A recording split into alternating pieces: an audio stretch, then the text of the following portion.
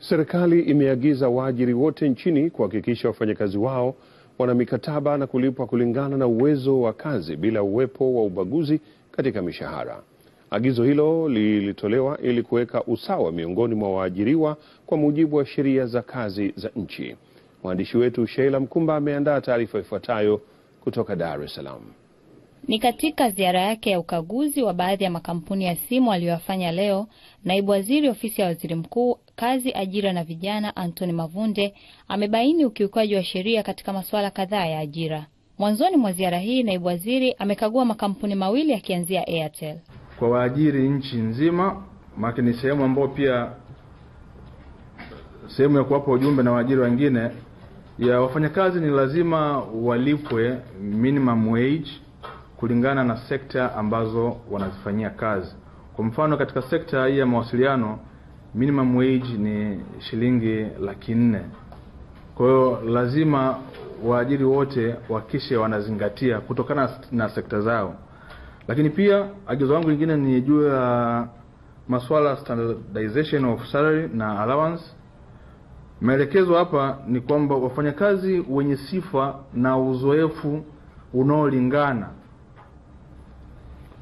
walipwe sawa sawa. Niendelee kusisitiza tu kwa waajiri wote nchi nzima waone haja na walazimike kufuata sheria na kusimamia sheria za kazi na sheria pia ya masuala ya vibali vya ajira, ili mwisho wa siku tuitengeneze Tanzania ambayo itakuwa inafuata utaratibu wa kisheria na kupunguza misuguano na migogoro ambayo haina sababu za msingi. Lakini akiwa katika ofisi za kampuni ya Halotel, mzozo umeibuka kutokana na viongozi wa kampuni hiyo kushindwa kutoa ushirikiano kwa naibu waziri na msafara wake. Hatimaye naibu waziri alilazimika kuendelea na ukaguzi wake bila viongozi wa kampuni kutoa ufafanuzi wa masuala aliyoyagundua kwenda kinyume na sheria.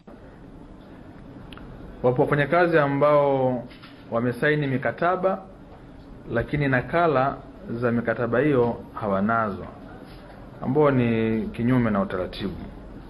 Lakini pia wako wale ambao hawajapewa kabisa mikataba na wanaendelea kufanya shughuli za kila siku za kampuni hii. Sasa maagizo yetu ni kwamba ifikapo kesho,